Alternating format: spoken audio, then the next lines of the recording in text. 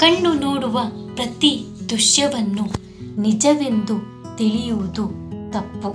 ಕಿವಿ ಕೇಳುವ ಪ್ರತಿ ಮಾತು ಸತ್ಯವೆಂದು ಅಂದುಕೊಳ್ಳುವುದು ಇನ್ನೂ ತಪ್ಪು.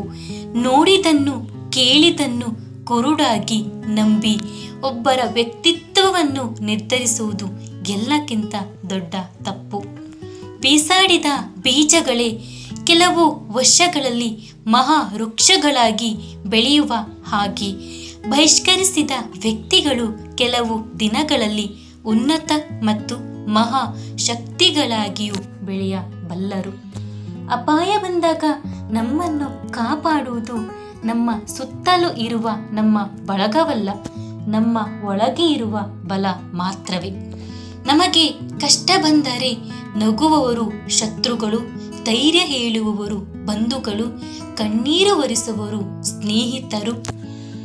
ಆದರೆ ನಮಗೆ ಕಾಣದ ಹಾಗೆ ಕಣ್ಣೀರು ಸುರಿಸುವವರು ತಂದೆ ತಾಯಿಯರು. ಯಾರು ತನ್ನನ್ನು ತಾನು ಅರಿತಿರುವವರು ಅವರು ಸರ್ವತ್ರ ಶಾಂತಿಯನ್ನು ಅನುಭವಿಸುತ್ತಾರೆ. ಪಾಪಗಳನ್ನು ಮಾಡಿಯೂ ಹಾಯಾಗಿ ಬದುಕುತ್ತಿರುವವರನ್ನು ನೋಡಿ ಏನೇ ಮಾಡಿದರೂ ಕರ್ಮ ಏನೂ ಮಾಡುವುದಿಲ್ಲ ಅನ್ನೋ ಭ್ರಮೆ ಪಡಬೇಡ. ದಿನಗಳು ಕಳೆದಂತೆ ನಿನಗೆ ತಿಳಿಯುತ್ತದೆ, ಕರ್ಮ ತಪ್ಪು ಮಾಡುವುದಿಲ್ಲ, ಸಮಯಕ್ಕಾಗಿ ಹೊಂಚು ಹಾಕಿ ಕುಳಿತಿದೆ ಎಂದು.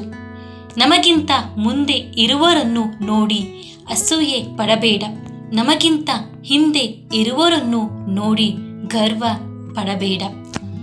ಎರಡು ಪ್ರಮಾದಕರವೇ, ಏಕೆಂದರೆ ಯಾವುದೇ ಕ್ಷಣದಲ್ಲೂ ಸ್ಥಾನ ಬದಲಾಗಬಹುದು.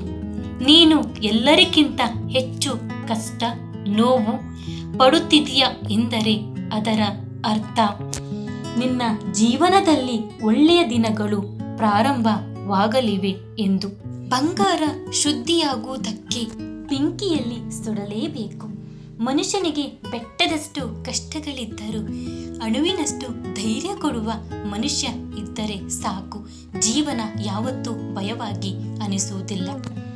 ಗಾಳಿ ಅನ್ನುವುದು ಕಾಣಿಸದೇ ಇದ್ದರೂ ಸಮಸ್ತ ಜೀವಿಗಳಿಗೆ ಪ್ರಾಣ ಕೊಡುತ್ತದೆ. ಹಾಗೆ ನಾವು ಮಾಡುವ ಸಹಾಯ ಪ್ರಚಾರ ಆಗದೇ ಇದ್ದರೂ ಮನಸ್ಸಿಗೆ ಪ್ರಶಾಂತತೆ ಕೊಡುತ್ತದೆ.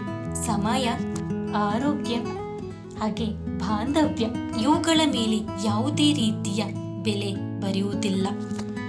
ಇನ್ನು ಅವುಗಳನ್ನು ಕಳೆದುಕೊಂಡಾಗಲೇ ಅವುಗಳ ಬೆಲೆ ತಿಳಿಯುತ್ತದೆ. ಅದಕ್ಕಾಗಿ ಸಮಯವನ್ನು ಸದುಪಯೋಗ ಪಡಿಸಿಕೊ, ಹಾಗೆ ಆರೋಗ್ಯವನ್ನು ಕಾಪಾಡಿಕೊಳ್ಳಬೇಕು.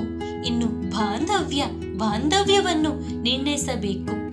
ಆತ್ಮವಿಶ್ವಾಸ ಅನ್ನುವುದು ನಮಗೆ ಯಶಸ್ಸನ್ನು ತಂದು ಕೊಡುವುದಿಲ್ಲ, ಆದರೆ ಯಾವುದೇ ರೀತಿಯ ಸವಾಲುಗಳನ್ನು ಎದುರಿಸುವ ಶಕ್ತಿ ಕೊಡುತ್ತದೆ.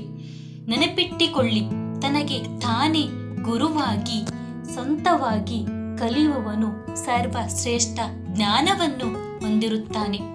ಸಮಯ ಪಾಲನೆ ಮತ್ತು ಕ್ರಮ ಶಿಕ್ಷಣ ಈ ಎರಡು ಇಲ್ಲದೆ ಯಾವುದೇ ಲಕ್ಷ್ಯವನ್ನು ಪೂರ್ತಿಗೊಳಿಸಲು ಸಾಧ್ಯವಿಲ್ಲ.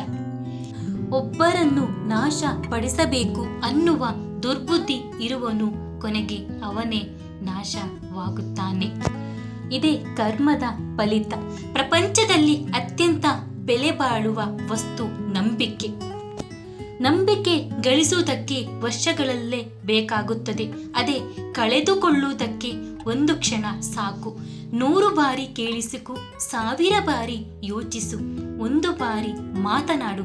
ಉನ್ನತವಾಗಿ ಯೋಚಿಸುವುದು ಅಭ್ಯಾಸ ಮಾಡಿಕೊಂಡರೆ ನಮಗೆ ನಾವೇ ಮಾರ್ಗದರ್ಶಕರಾಗಿ ಬದಲಾಗುತ್ತೇವೆ.